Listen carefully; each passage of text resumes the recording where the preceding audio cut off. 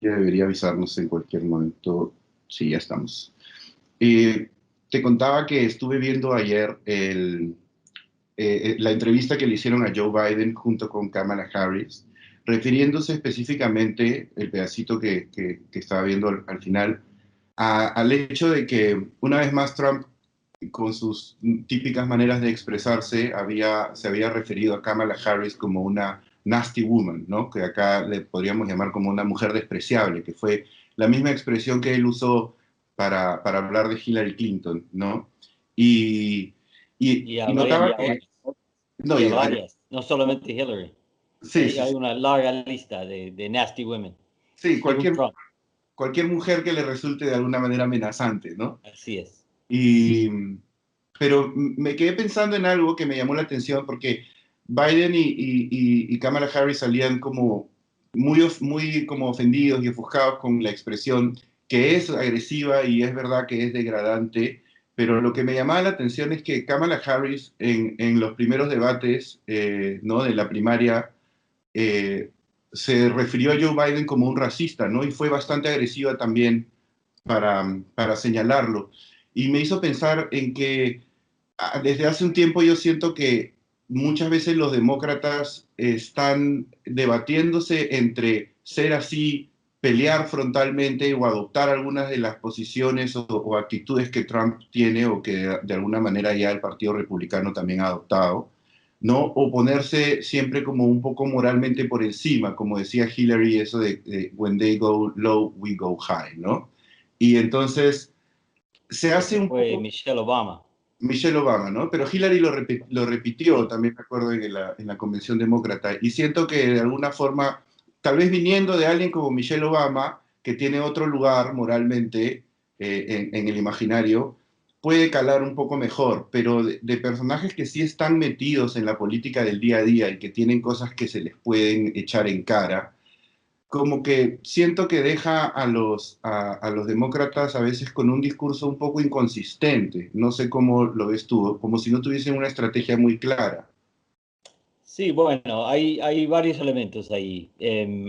Primero, enfrentarse con un populista siempre es difícil. Si miras la oposición en Perú en los 90, la oposición a Correa en Ecuador, la oposición venezolana por muchos años en el caso de Chávez, moviendo a los 40 en Argentina, la oposición a Perón, la oposición a Bolsonaro en Brasil, es muy difícil. Tienes un presidente, un líder popular que cambia todas las reglas del juego Ujú, y rompe con todas las normas. Y es un shock para sus opositores, sobre todo en una democracia. Y siempre la oposición muchas veces queda medio groggy por algunos años, debatiendo entre ellos, como señalas, cómo responder. ujú. Y se ve que la oposición en muchísimos casos en el mundo a un gobierno populista toma mucho tiempo en adaptarse y poder competir con éxito contra él. Entonces, los demócratas no son únicos en ese sentido. Eh, y mira, en democracia sí hay competencia. Y en competencia siempre hay cierto nivel de pelea. Kamala Harris, volviendo a su debate con Biden, no dijo claramente, no creo que usted sea racista, pero después lo acusó de apoyar una posición que hoy en día se ve como por lo menos muy conservador en términos raciales. Entonces no lo acusó de racismo, pero sí fue muy duro con él. Eh, pero así es la política democrática. Ujú. La política democrática no es nunca un juego de ser nice. Y,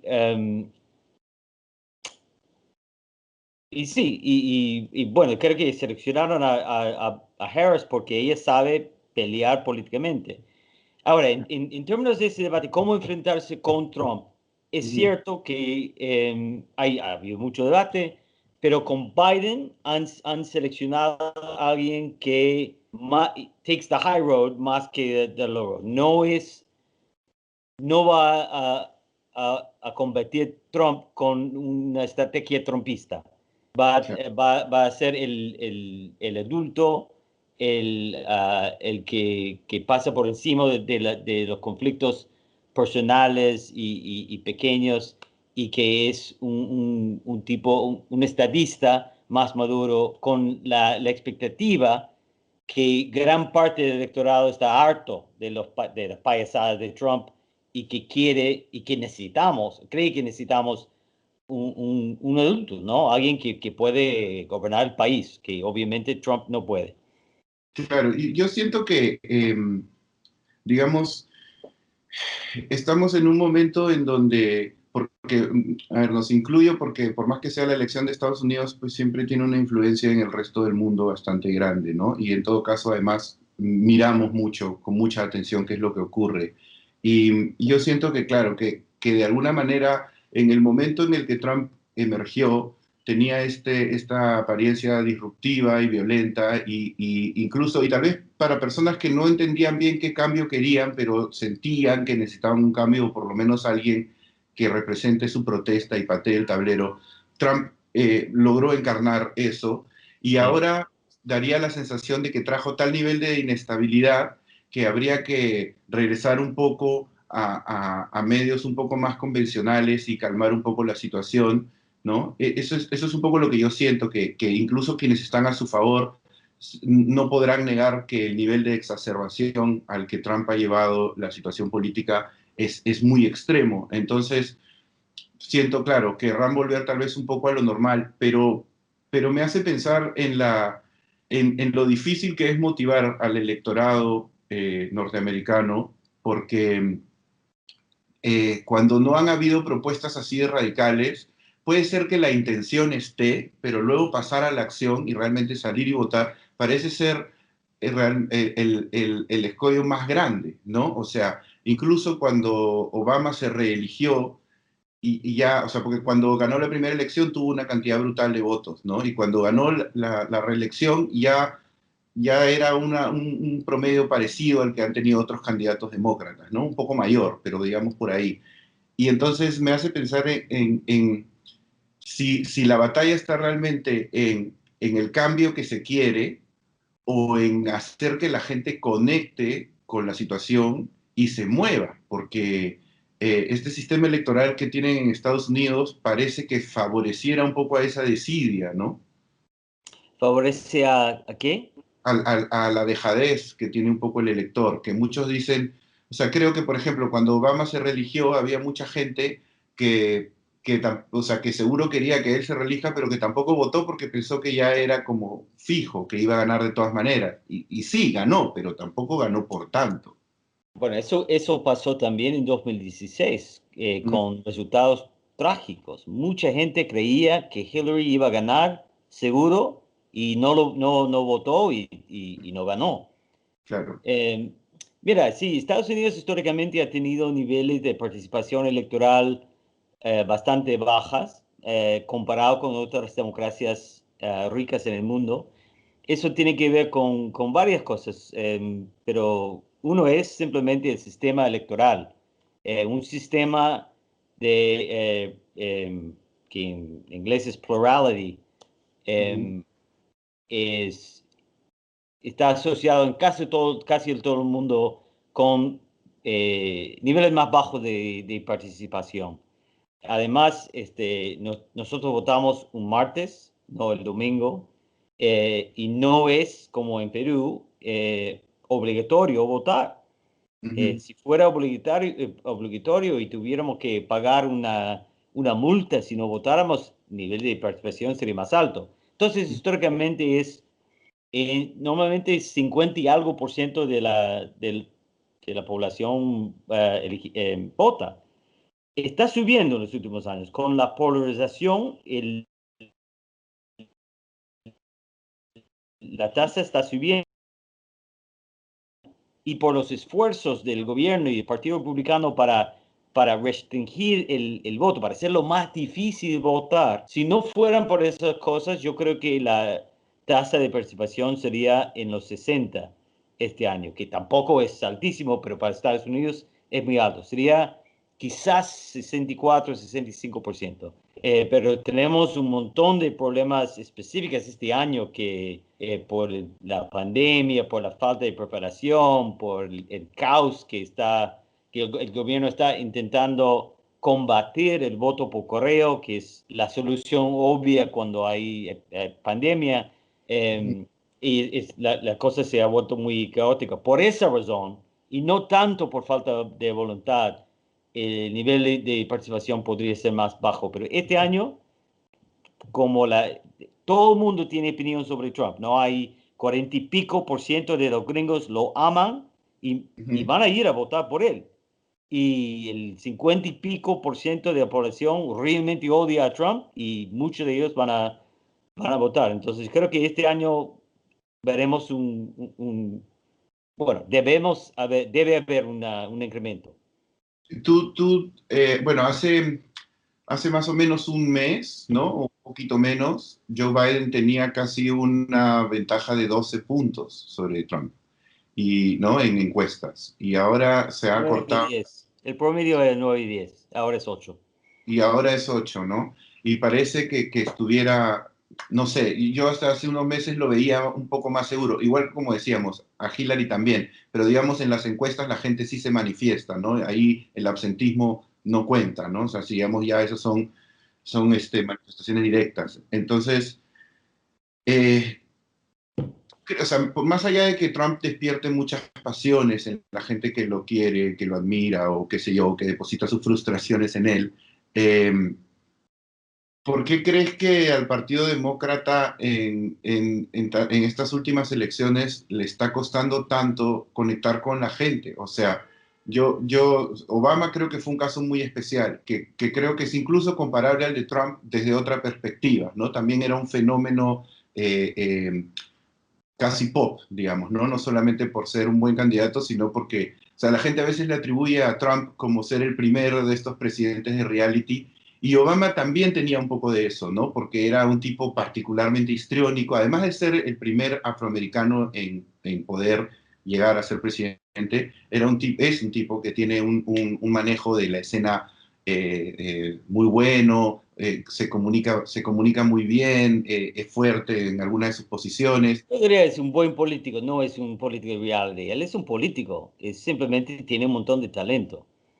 Sí, claro, pero sabe transmitirlo, ¿no? O Sí, sea, Trump no es un buen político, pero tiene esa parte del show que le sale pues fantásticamente bien, así ¿no? es. Y yo sé que y Hillary es una persona que tenía además mucho rechazo, que yo creo que eso también jugó en favor de Trump. Sé que Biden no tiene tanto rechazo, pero a mí me hace acordar muchas veces a PPK en el sentido de, de, de ser este tipo que parece que le faltara como un poco más de ají, o sea, parece que le faltara como un poco más de vida para poder, parece como un abuelo simpático, ¿no? El que a veces tira un buen chiste, pero no se le ve necesariamente como una figura de peso. Yo diría sí, sí y no. Y más no que sí.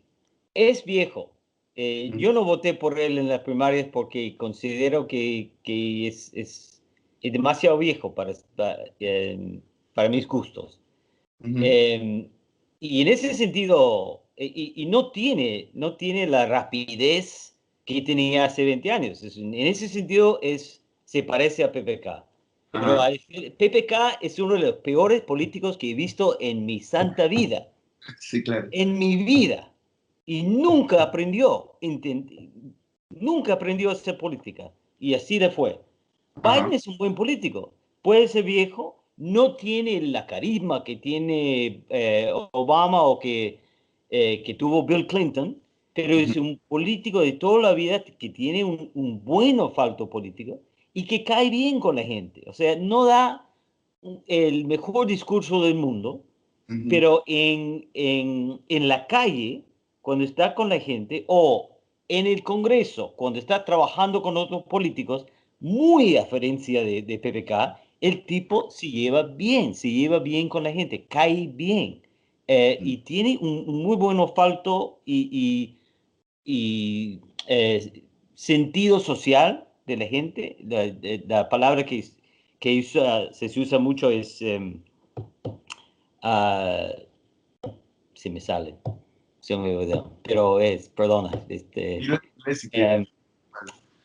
Em, pero no, Biden es demasiado viejo, pero es un buen político y su capacidad de comprender a la gente eh, y de conectarse con la gente eh, es alto. Él tiene esa capacidad, es un buen político. y yo alguna vez en algunas consultas que hice en algún post tuyo por Facebook, que a veces lo he hecho algunas veces a través de los años y que me has contestado, yo preguntaba por Bernie, ¿no? O sea que yo sé que Bernie Sanders tiene una cantidad de posturas que para muchas personas pueden ser tomadas como radicales y que podríamos discutir si lo son o no. Tú me contestaste que él era muy difícil de que Bernie ganara si hubiese ganado la nominación, porque las personas blancas educadas en universidad de los suburbios no iban a votar por él y que aparentemente este resultaba siendo un voto bastante decisivo, ¿no? Y que probablemente ellos, ante la posibilidad de Bernie, que era como una amenaza, optaran por Trump. Sí. Entonces, tal vez, o sea, y Bernie tenía la posibilidad tiene la posibilidad en todo caso de agitar algunas masas, aunque al final tampoco llevó tanta gente como se esperaba en sus primarias. Pero tú crees que tal vez sea ya momento, si no le fuera bien a Biden, de optar por candidatos un poco más, tal vez no radicales como Bernie, pero sí radicales en imagen, tal vez como Amy, ¿cómo es que se llama? Klobuchar o Pete Buttigieg o gente como Andrew Yang, que sí, o sea, por más que sea viable o no, representan a nivel discurso la posibilidad de un cambio mucho más tangible, ¿no? O sea, yo siento que gente como Biden, o sea, Biden al final fue el vicepresidente de Obama, pues entonces, la otra vez, escuchando el discurso de Obama también, él hablaba mucho de cambios estructurales, que yo sé que no son simples de hacer, pero casi que hablaba como si él no hubiese sido parte del gobierno. O sea, era un poco como, bueno, si todo lo planteas de esa forma, tienes que asumir pues una gran responsabilidad, ¿no? Entonces, eso genera la sensación de que por más que Biden prometa una serie de cosas, al final pues todo un poco se queda en el aire y se vuelve al status quo, ¿no? O sea, ellos también reciben dinero de bancos, también trabajan cerca con Wall Street, que yo sé que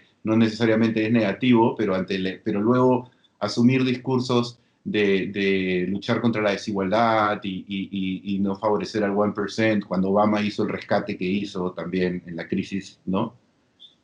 Queda un poco como en el aire, ¿no? No sé si creas que ya esta sea como la última oportunidad de esa vieja guardia en el Partido Demócrata. En cierto sentido, sí. Y fue algo a propósito.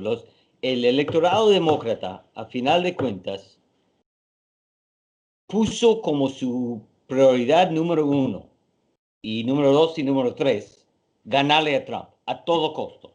Claro. Dejar todo al lado para poder ganar a Trump. Y apostaron por Biden porque justamente por eso, porque es un viejo hombre blanco, moderado, tradicional, todo lo que sea, para ganarle a Trump. O sea, para captar el centro, el gringo medio y asegurar la victoria. Y es muy probable que funcione ese opuesto. Ahora, Sanders representa más el futuro del Partido Demócrata que Biden. Biden es el siglo XX. Biden es un buen político y creo que si gana, vas a ver un gobierno mucho más progresista que uno pensaría, porque él, como dije, tiene un buen olfato político, sabe a dónde va el Partido Demócrata y dónde va el Partido Demócrata. Está cambiando en tres sentidos. Primero, está yendo a la izquierda. El partido de centro derecha de la época de Bill Clinton ya no, ya desaparece.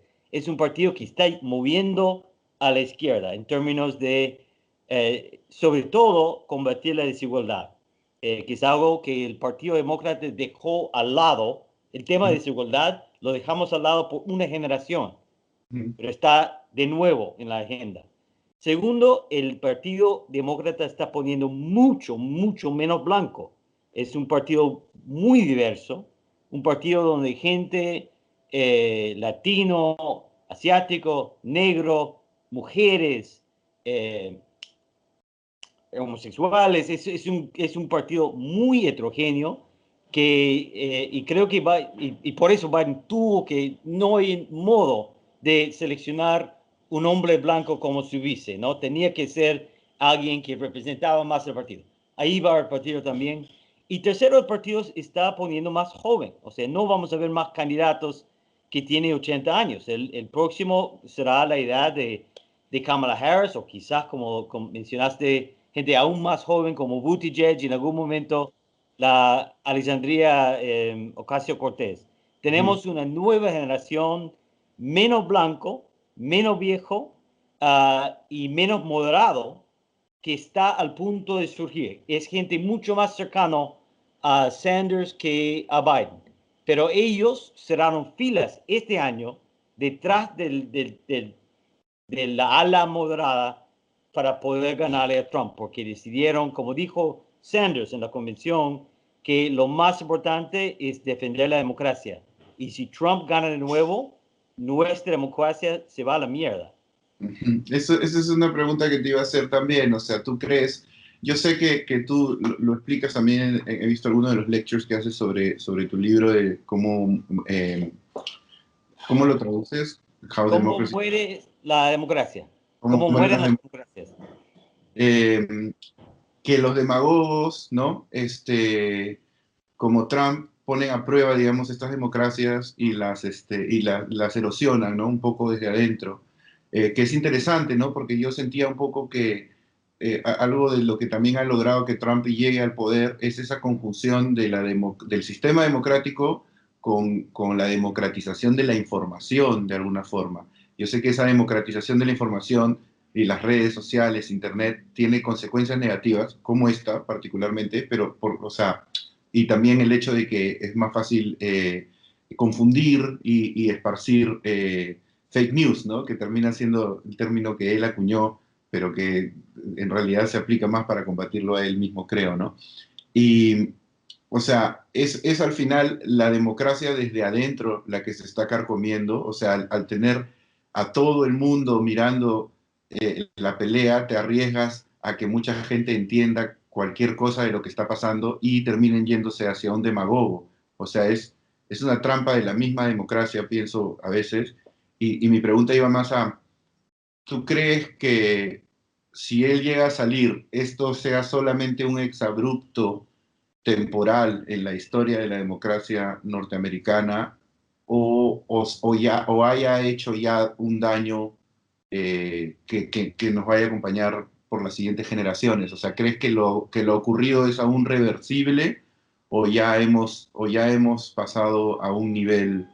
o sea, mira, te lo digo porque yo siento que lo que ha pasado con Trump en Estados Unidos no es tan distinto de lo que hemos vivido con gobernantes en Latinoamérica. Y cada una de esas presidencias ha ido deteriorándonos a nosotros como democracias. Por ejemplo, la de Fujimori en Perú, hasta el día de hoy, él ganó en el año 90 y todavía no logramos romper las discusiones y los, no sé, las diferencias que un poco su presidencia puso sobre la mesa, ¿no? Entre el pragmatismo y un poco y los crímenes, el hecho de que hay gente que cree que eso es inevitable y que así es la política real, ¿no? Entonces, ¿tú crees que todavía es recuperable o él ya ha llevado a la democracia norteamericana a través de una especie de checkpoint, de puntos sin retorno, de degradación?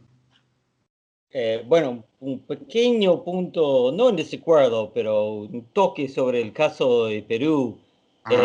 Por todo lo que podemos quejarnos de la democracia peruana post-Fujimori, la Ujú. época 2000 a 2020 ha sido el periodo más democrático en la historia de la República y Sí. por lejos.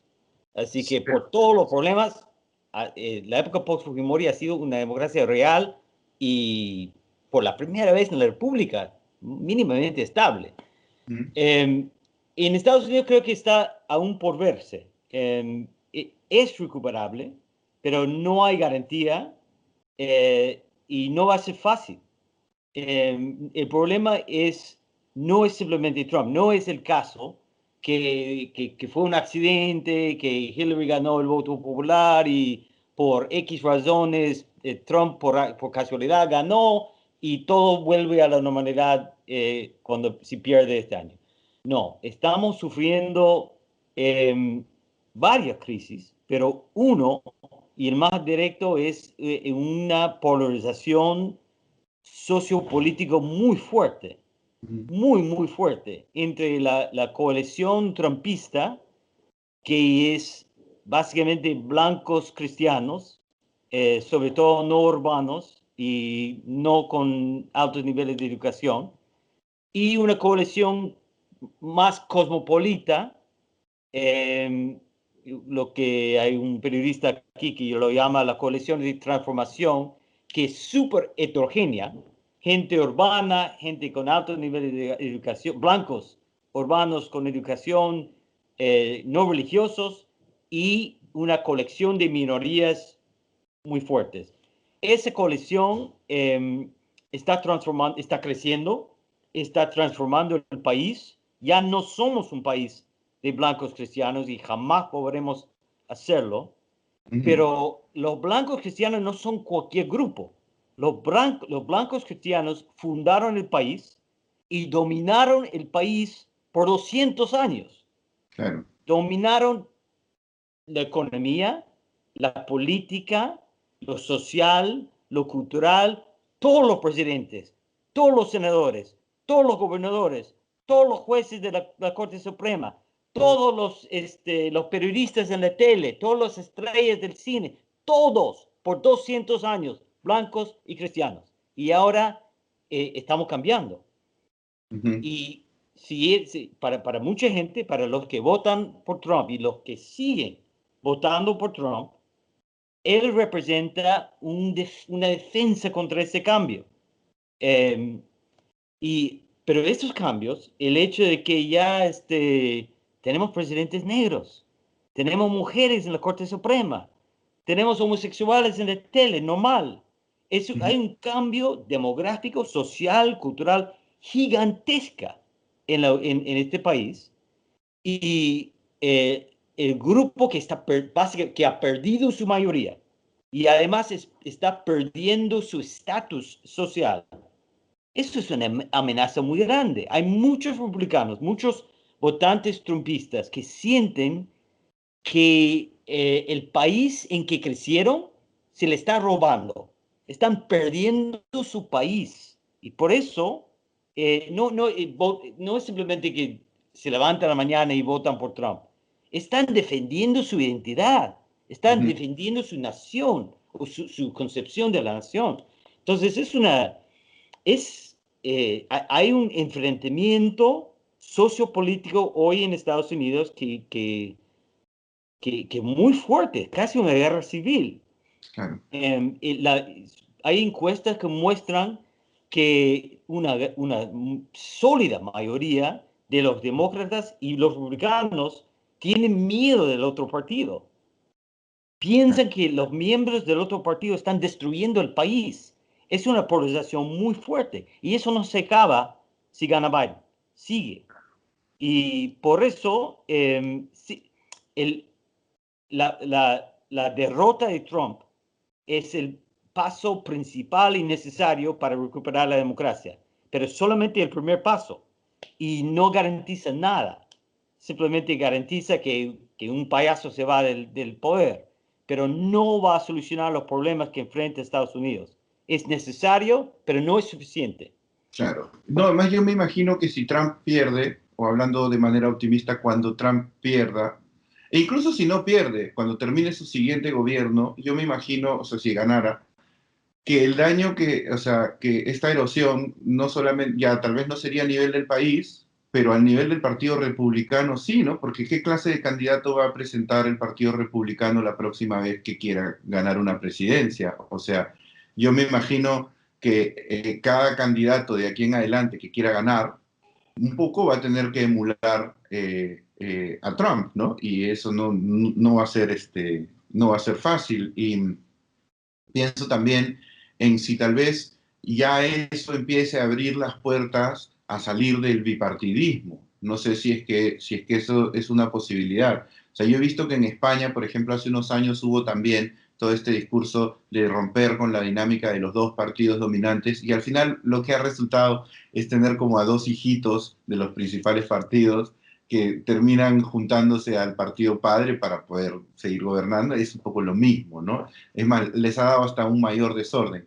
¿Tú crees que podría ser posible o positivo un cambio hacia afuera del bipartidismo en Estados Unidos? ¿O es demasiado fuerte esa institución?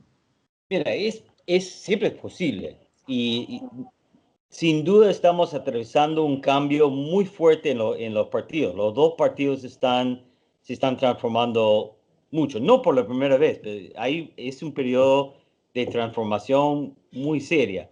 Yo creo que dado el sistema electoral, la diferencia entre España y Estados Unidos es el sistema electoral. El sistema de representación proporcional que tiene España lo hace mucho más fácil crear un nuevo partido que en Estados Unidos. En Estados Unidos, para llegar al Congreso, tenés que ganar 50% del voto. Para tener un solo congresista, tienes que ganar 50% del voto. Los partidos chiquitos no prosperan en Estados Unidos y son muy marginales. Por eso, los votantes y los políticos no quieren meterse con los partidos chiquitos porque saben que no va a ganar. Entonces se quedan en los partidos grandes. No lo hace imposible la formación de nuevos partidos, pero lo hace poco probable. Lo más probable es que haya una transformación dentro del partido, quizás que haya alas ideológicas muy distintas dentro del mismo partido, que ha ocurrido muchas veces en Estados Unidos. En la época posguerra en Estados Unidos, el Partido Demócrata tenía dentro de ello una ala liberal o progresista, digamos, de centro izquierda que seguía Roosevelt, por ejemplo, y al mismo tiempo tenía una ala que hoy en día lo llamaría trumpista, conservador, racista en el sur de Estados Unidos, dentro de un solo partido.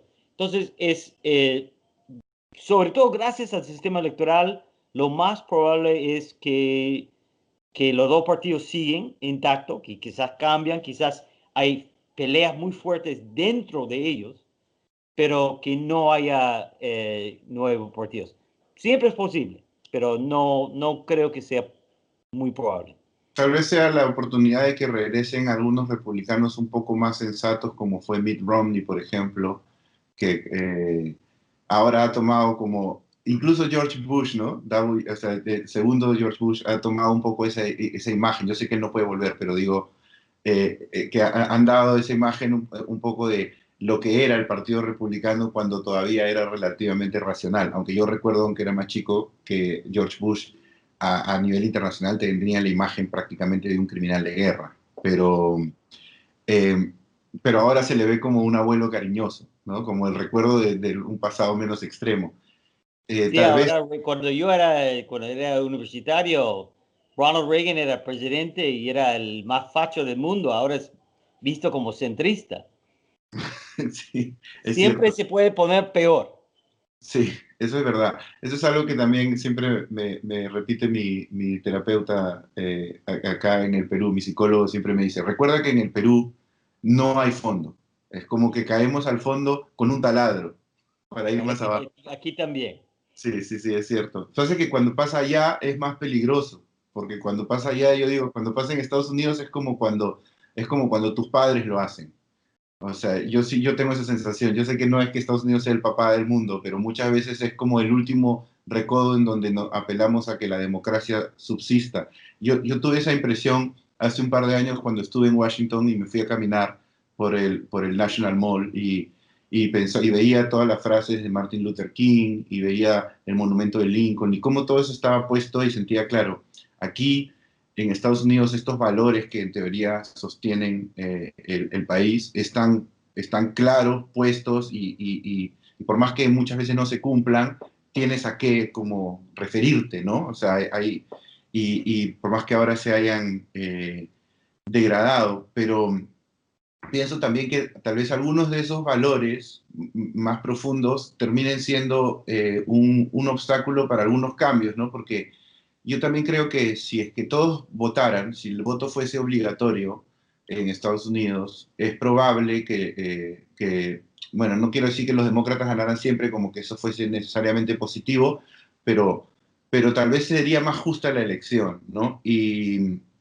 Pero ¿tú crees que sería posible aplicar un voto obligatorio? Porque también existe este valor sobre la libertad personal que es tan grande y está tan arraigado que yo estoy seguro que si mañana dicen que el voto va a ser obligatorio, tendrías, tendrías movimientos muy grandes que lo rechazarían de manera tajante, ¿no? Pucha, aquí no podemos ni siquiera hacer obligatorio el uso de la máscara durante una pandemia. No, yo soy a favor, yo soy muy liberal en casi todo sentido, pero estoy a favor del voto obligatorio. Me parece que no es un gran sacrificio al individuo, el Estado no está pidiendo mucho del individuo y que es como pagar impuestos, como respetar la ley, votar debe ser una tarea de cada ciudadano. Me parece muy bien que en Perú el voto sea obligatorio y estaría a favor aquí en Estados Unidos, pero por las razones que tú señalas, me parece que es muy poco probable. El hiperindividualismo que dice que yo puedo hacer lo que me da la gana, aunque infecte medio mundo con COVID-19, esa cultura va a ser imposible que haya una ley así. Porque incluso ese tipo de posturas extremas en una elección te hablarían de cuál es la situación de la gente, ¿no? O sea, por ejemplo, en el Perú hay mucha gente que quiere que el voto no sea obligatorio, por lo general, gente que despotrica de cuando ganan opciones que no le gustan, ¿no? Y gente que suele estar educada y que le atribuye a la gente no educada. Sí, en el eh, Perú suele ser gente de derecha que está a favor de sí, que el voto sea voluntario. claro, que en realidad lo que quieren es anular el voto de quienes ellos consideran que no entienden las cosas como son, ¿no? Pero incluso si tú tienes, o sea, porque aquí también pasa que mucha gente decide su voto en la cola, hay una estadística que no sé qué tan representativa sea, pero que dice que hay un porcentaje que decide su voto en la cola. Ese mismo hecho debería Bueno, la ser, cola es larga a veces. sí, sí, bueno, pero además debería ser un diagnóstico, ¿no? O sea, precisamente si tienes a una cantidad de gente que decide el voto en la cola es porque hay mucho por hacer, ¿no? O sea, está bien que esté representada esa ignorancia también en el proceso, tal vez, pienso yo. Y he visto que en Estados Unidos, esto te lo digo porque he visto que hay un debate que a mí no me entra en la cabeza sobre identificarse a la hora de votar, ¿no? Que hay mucha gente que considera una tremenda violación a su libertad tener que mostrar una identificación a la hora de votar. A mí eso me parece inconcebible. ¿Cómo no vas a mostrar tu Lo identificación? que pasa es que no tenemos DNI en Estados Unidos. No existe una tarjeta universal de Ujú. identificación. Entonces, para la mayoría de nosotros, como yo, puedo usar mi licencia de manejar, pero hay gente que no tiene licencia de manejar Claro. y no es un grupo representativo de la población. Es gente pobre, muchas veces no blanco y sobre todo votantes del Partido Demócrata. Ujú. Entonces el movimiento para exigir la identificación es un movimiento y no es casualidad, no es casualidad, es a propósito de limitar o bajar el nivel de participación de la gente pobre y no blanco. Claro, Ese es claro. el tema con la identificación. Si tuviéramos un DNI, que a mi parecer deberíamos tenerlo, si tuviéramos un sistema de tarjeta de identificación, no sería un problema. ¿Y el ID estatal no tienes que, ese tampoco es obligatorio? ¿Qué? Un state ID. No, No lo no, no, tienen no. No, uno puede andar legalmente sin ninguna identificación. Ah, eso no lo sabía. Bueno, eso es algo que definitivamente tendrían que corregir, ¿no? Yo pienso por ejemplo, también con lo del gerrymandering, ¿no? Gerrymandering, que nunca he entendido bien de dónde viene esa expresión. O sea, sé lo que significa. Un político de mi estado, Massachusetts, en el Ajá, siglo XVIII, decidió mover las distritas para ah, beneficiarse electoralmente y lo llaman, y tiene hay no sé la palabra en castellano, hay un animalito que se llama salamander en ajá, inglés, manda. un pequeño culebra Ujú. que se mueve en todos lados y entonces lo llamaban, en vez de salamander, a gerrymander, porque el tipo se llamaba Jerry. Ah, ok. Es nombrado por él. Es una vieja tradición en Estados Unidos, el Sí, sí. gerrymander. He visto que se hace de manera súper caprichosa, ¿no? Ir modificando los distritos para limitar o controlar las votaciones. Sí, es una Y, cosa muy poco democrático. y eso mismo, ¿no? O sea, por ejemplo, el salir del colegio electoral y hacer un voto más representativo, una persona, un voto, ¿no? ¿Eso es posible? ¿Existe un camino para hacerlo? O sea, más allá de que habría que luchar contra la tradición y eso tiene ya sus propias barreras. ¿Existe un camino? O sea, ¿que hay que tener mayoría en el Senado? ¿Quién lo tiene que hacer? Yo creo que sí. El cambio constitucional es muy difícil en Estados Unidos. Es Ujú. muy difícil por dos razones principales. Primero, se requiere el voto de 2/3 de las dos cámaras del Congreso y también tiene que ser aprobado por las asambleas legislativas de 2/3 de los estados. Entonces, en términos institucionales es súper jodido, muy difícil. Pero también, como señalas, tenemos una cultura muy conservadora en cuanto a las instituciones. Nosotros tenemos una buena constitución, pero lo tratamos como si fuera la maldita Biblia. O sea, no, los fundadores lo escribieron en el siglo XVIII y no se puede tocar porque es sagrada, que me parece a veces muy problemático. Entonces, es muy difícil cambiar las instituciones en Estados Unidos. Hay otra razón por la cual es muy difícil eliminar el colegio electoral, y eso es que un partido beneficia del colegio electoral. El Partido Republicano ha ganado el voto popular una vez en los últimos 30 y pico años. Una vez ha ganado la presidencia. Los últimos dos presidentes republicanos llegaron a la Casa Blanca después de haber perdido el voto popular. Claro. Entonces, el colegio electoral, por razones que no voy a entrar, beneficia al Partido Republicano. El cambio constitucional requiere 2/3 en el Senado y en la Cámara. 2/3 quiere decir una coalición bipartidista. Los dos partidos tienen que apoyarlo y es difícil pensar que el Partido Republicano va a estar a favor de eso. Claro. Dicho todo eso, yo creo que sí puede haber un cambio, porque eh, es, es casi cierto o casi seguro que Trump no va a ganar el voto popular este año. Casi sin duda va a perderlo. Podría ganar la presidencia de nuevo con el colegio electoral.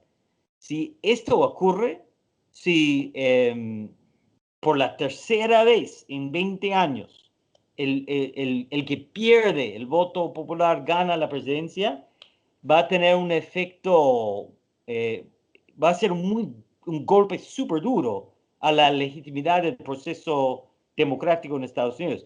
La democracia en Estados Unidos, cuando yo era niño, tenía una legitimidad altísima. Casi todos creían en el sistema constitucional, etcétera. Hoy en día, sobre todo la gente más joven que yo, la gente que ha crecido, que se ha formado en los últimos 20 años, ya no cree mucho en el sistema. Y con razón, ¿no? El sistema es una porquería. Y un elemento de desfunción del sistema gringo es el hecho de que los presidentes salen ganando después de perder el voto popular. Entonces, hay una crisis de legitimidad creciente en cuanto al sistema electoral norteamericano y yo creo que, sobre todo si ocurre una vez más, el triunfo de alguien que no gana el voto popular, que va a haber un movimiento muy fuerte para cambiarlo. Sí, Estamos ahí. claro, esta elección sería muy definitiva según lo que tú planteas, ¿no? Porque si bien crees que todavía hay cierta posibilidad de recuperar un poco la democracia si es que Biden gana, tú también planteabas en una de estos lectures tuyos que vi sobre cómo mueren las democracias, planteabas también que no hay ningún país que haya sobrevivido a ese cambio cultural que mencionabas más temprano, ¿no? O sea, el de un grupo étnico dominante que pierde su lugar y eso es lo que, o sea, como comentabas, también está pasando ahora. O sea, realmente si no se logra romper esa dinámica de exacerbación de ese grupo, eh, sería pues el fin de la democracia. O sea, ¿tú crees que si Trump, eh, mira ya, en el caso que gane, estoy seguro que puede hacer cualquier cosa, ¿no? También alguna vez te lo comenté por Facebook, porque vi a este comediante Bill Maher, a quien yo sigo, y normalmente no estoy tan de acuerdo con él, porque me parece un poco extremo, ¿Con quién? pero Bill Maher, tiene un programa Ah, en sí. HBO que se llama Real Time, y Bill Maher viene diciendo hace años, que hace unos años era todavía paranoico, ahora parece menos paranoico, pero creo que todavía lo es un poco, que qué pasa si Trump pierde y no se quiere ir, ¿no? Y yo sé que no es tan simple como decir no me quiero ir y no se puede quedar de brazos cruzados y ya, ¿no? Pero, pero ya cuando amenazó de posponer la elección, ya empezó como a tentar ciertas movidas antidemocráticas ya más claras.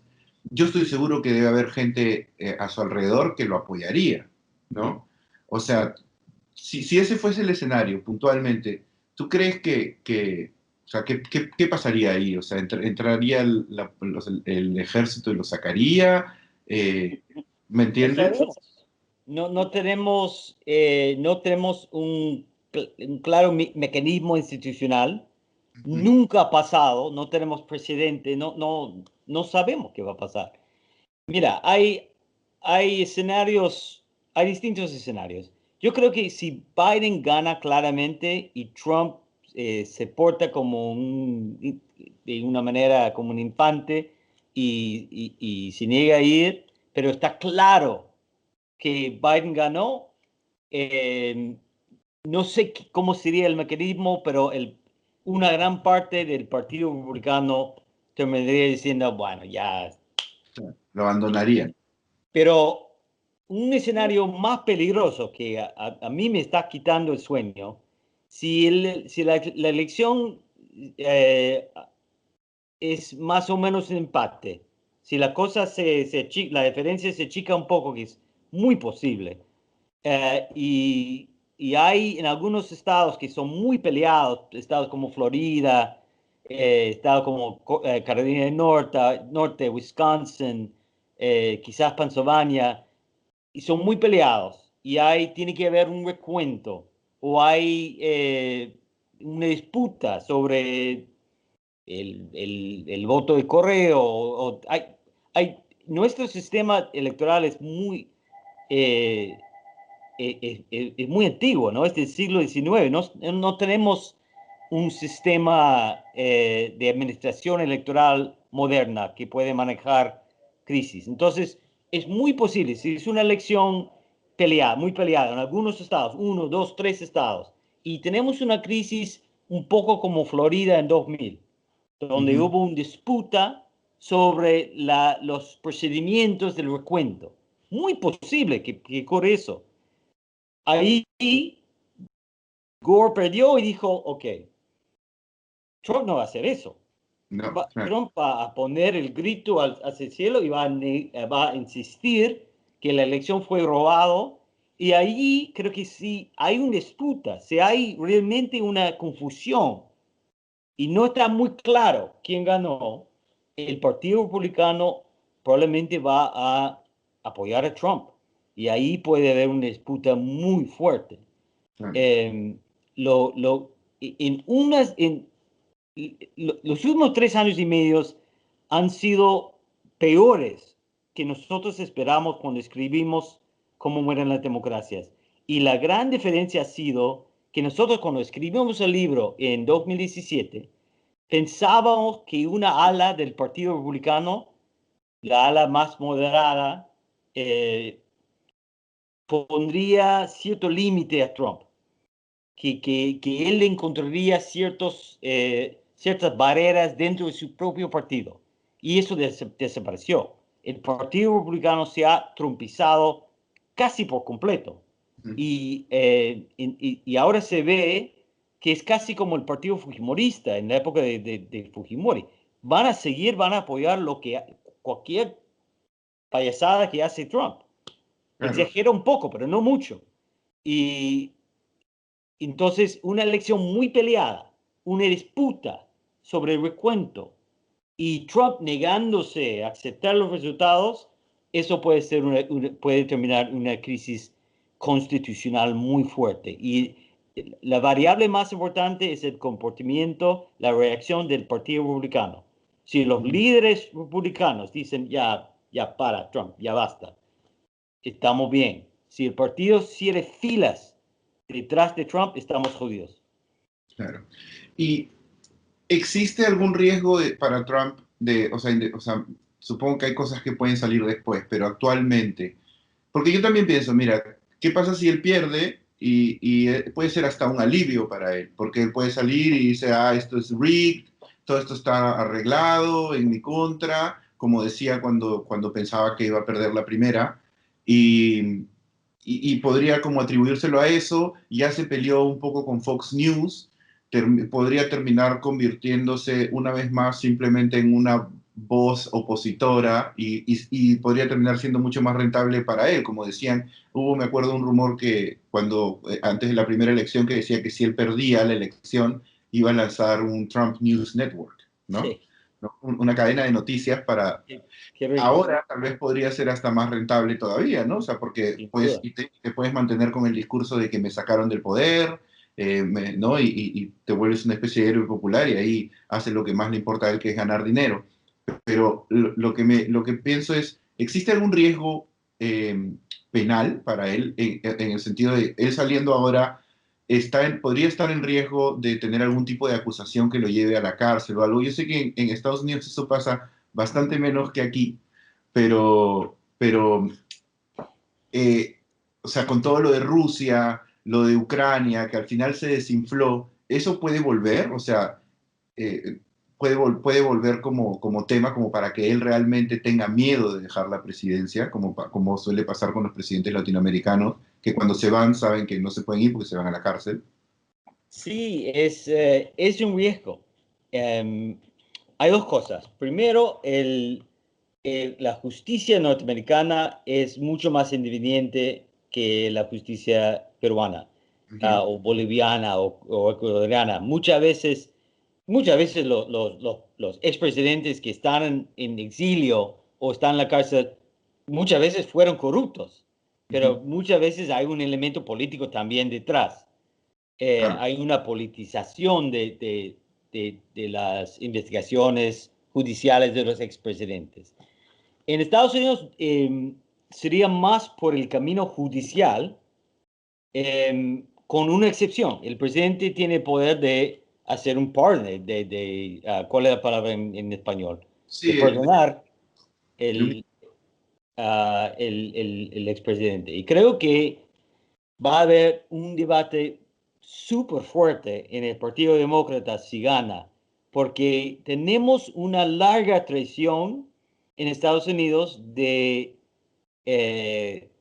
dejarlo, de no perseguir a los que estuvieron en el poder, de no, aún, aún en casos donde hubo algo de corrupción, hay una tradición de dejarlo y no hacerle la guerra al expresidente. Es una norma que da un poquito de impunidad, pero también protege un poco la democracia porque los presidentes no temen históricamente no temen ir a la cárcel al sede del poder. Pero Trump es otro nivel, ¿no? Es una cosa totalmente nueva que a mí, no soy juez, pero a mi parecer, sin duda ha violado la ley, ha cometido crímenes, y va a haber mucha gente en el Partido Demócrata que van a estar totalmente opuestos a un perdón y van a querer verlo en la cárcel. Entonces, es una posibilidad real y yo diría bastante probable. Sí, yo me acuerdo que, bueno, él mismo puso esto sobre la mesa cuando hacía que todo el mundo grite "lock her up", ¿no? ¿Te acuerdas? Y le decía a Hillary que él la iba a meter presa, por más que ella no haya sido presidenta, pero también con todo esto que ha estado haciendo con lo de Hunter Biden y sus negocios y tratar de que lo investiguen.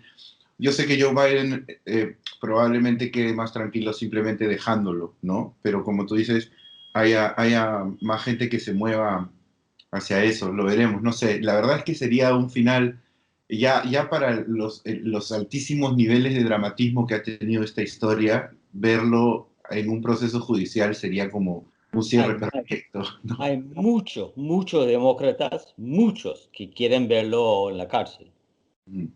Sí. Entonces creo que será una pelea fuerte dentro del gobierno de Biden y dentro del partido.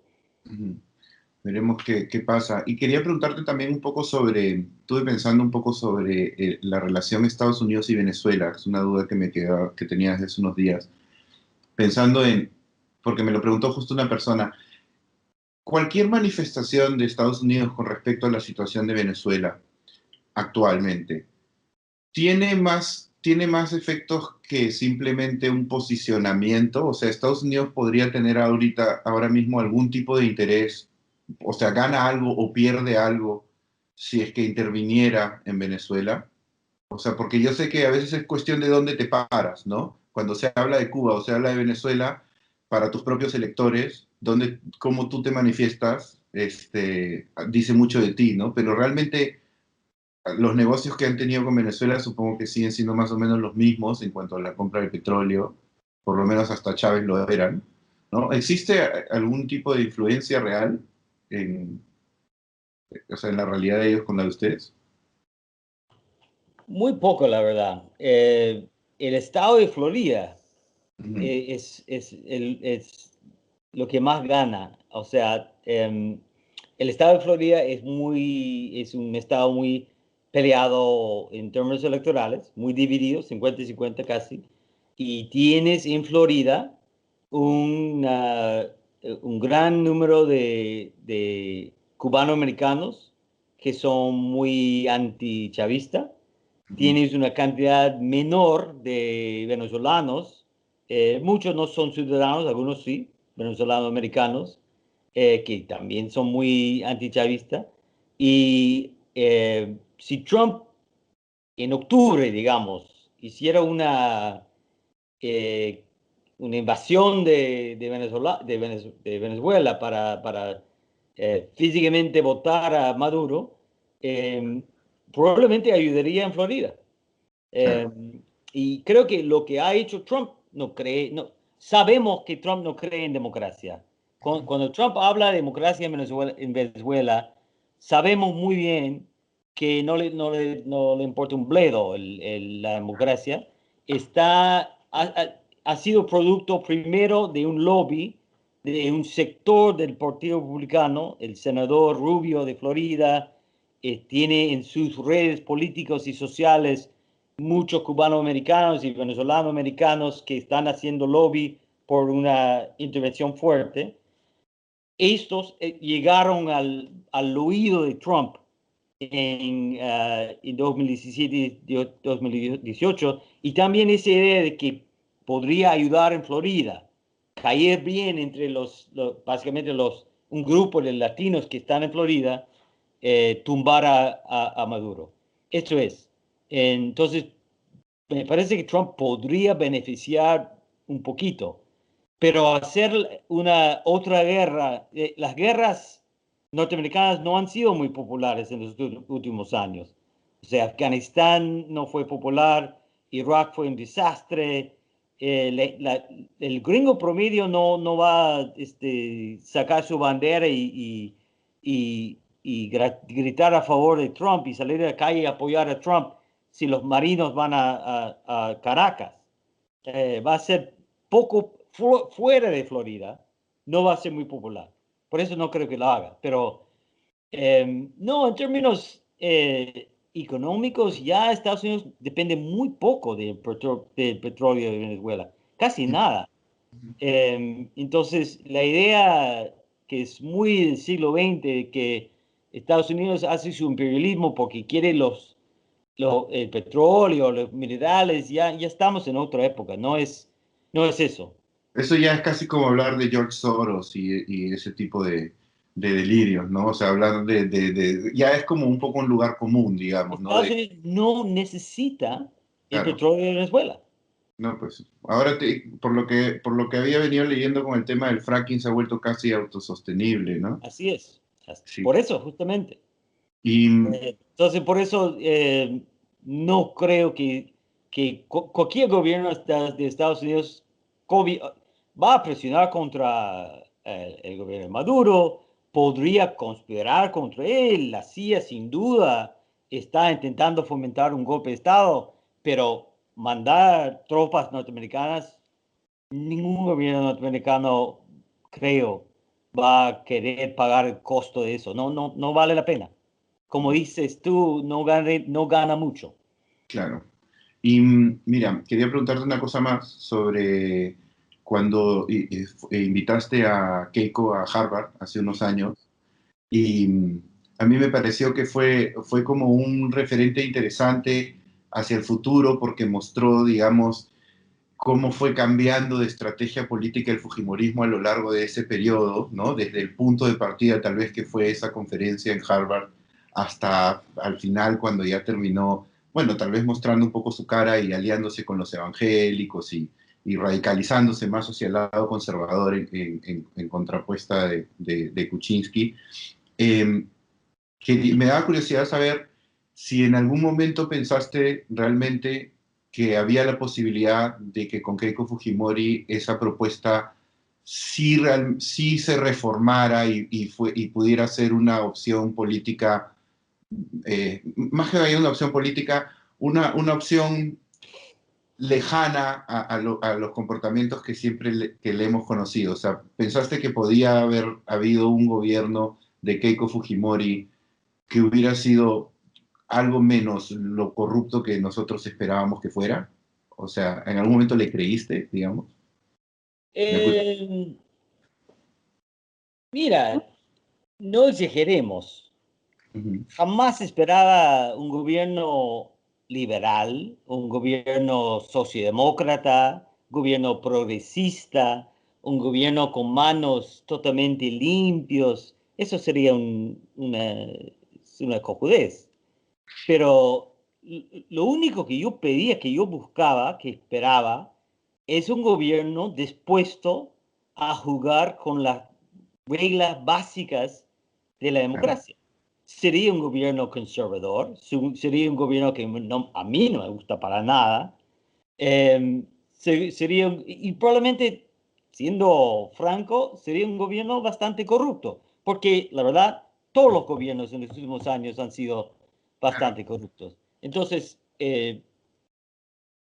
tan, tan inocente no soy, pero sí la idea es, mi esperanza en el mejor de los casos, sería un gobierno que se transforma de una organización eh, criminal y antidemocrático, abiertamente autoritario, a un gobierno que está, a gente que su alma quizás no ha cambiado, pero que esté dispuesto a jugar con las reglas.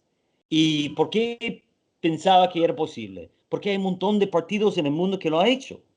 El torejismo en Panamá fue un partido, una máquina autoritaria. Ahora el gobierno de Panamá y gobierno democráticamente. El peronismo argentino fue una fuerza violenta y autoritaria que se convirtió en un partido que quizás no te guste, pero juega con las reglas democráticas. hasta el pinochetismo chileno, el franquismo español, los colorados en Paraguay quizás no están 100% en el mundo democrático, pero mucho mejor que en la época de Stroessner. O sea, es el PRI mexicano. O sea, no son ángeles, son Ujú. corruptos, son hijos de puta. Pero es posible dejar de ser una fuerza abiertamente autoritario y aprender a jugar dentro de las reglas. Y eso es lo que yo esperaba y no ocurrió. O sea, Keiko creo que estaba pensándolo, pensó mucho en por qué perdió en 2011. Sabía que Humala captó el centro y ella no, y sabía que tenía que correr más al centro para, para, para poder ganar. O Ujú. sea, no es que cambió en su alma, pero su estrategia, su táctica tenía que cambiar. Claro. Pero al final de cuentas, para bien o para mal, y creo que bien para ella o mal para ella, quizás bien para la democracia peruana, ella eh, empezó por varias razones, a dejar al lado su discurso harvardiana en las últimas semanas, básicamente, de la campaña, ¿no? Los últimos meses, semanas de la campaña. eh, Mostró su cara, si quieres. Parece que no encontró muchos aliados liberales. Entonces, ¿quién estaba ahí para ser aliado? Los evangélicos, los ultraderecha, y terminó aliando con ellos. Mostró un poco su, eh, eh, que demostró que no estaba 100% comprometida con las reglas del juego democráticos, y perdió la elección. Claro. Sí. Eh, y que mala suerte, mala decisión de parte de ella, buena para la democracia peruana. Yo estuve muy feliz que perdió. Ujú. Pero sí, otro camino, un camino, digamos, conservador, hijo de puta, corrupto, un poco mafioso, sí, pero dentro de las reglas del juego democrático, sí era posible. No es el camino que siguió el Fujimorismo post-PPK, post-2016. Fue en cierto sentido el peor Fujimorismo, el menos liberal, el menos comprometido con las reglas del juego que hemos visto en 20 años. Claro. Entonces, terminó en otro camino, pero no era para mí, y sé que la gran mayoría de los que están escuchando no van a estar de acuerdo, pero sí creo que no era inevitable ese camino, que podría haber cogido otro Bueno, camino. podría haber sido como el segundo gobierno de Alan García, ¿no? Que podría haber tenido muchos de esos vicios, tal vez, Sí, pero se ajustó a las sí, reglas de la democracia, ¿no? sí, sí, Em, exactamente, exactamente. Sí, yo creo que también le pasó que en esa segunda vuelta se le terminó el discurso digamos, al Fujimorismo se le terminó el discurso de terruquear a sus rivales y ya si tenías enfrente a alguien como PPK que jamás podría ser asociado con la izquierda, la única forma que tenía de separarse ¿no? de él o de contrastarse con él era acusar, o sea, volverse conservador, ¿no? Porque los dos eran de derecha, los dos de alguna manera presentaban económicamente un camino similar, entonces es, bueno, pero ellos quieren homosexualizar a los niños y ya no te queda otra, supongo que irte hacia el conservadurismo, porque si no, ¿qué Yo no cosa sé, eres? El conservadurismo bueno, no tiene... yo no soy asesor electoral, no soy experto en hacer campaña, pero ella ganaba toda la campaña. La razón principal por la cual la trajimos a Harvard es que estábamos seguros que iba a ganar y queríamos conocerla. Queríamos Claro, conocer a alguien que probablemente iba a ser el próximo presidente de Perú. claro. Ganaba toda la campaña, lo perdió en las últimas semanas, eh, con ese acto monticinista del video, ¿no? ¿Fue video o audio? Que lo Fue la, llevó a... fueron dos cosas, ¿no? Porque, claro, fue el audio, fue primero el reportaje de Cuarto Poder y luego el audio, Claro. Clipper y esto en Canal. Ese tipo de comportamiento le destruyó. Entonces, ella tenía muchas ventajas Es cierto, los dos de derecha, pero ella tenía el voto popular, ella tenía mucho más apoyo popular que PPK.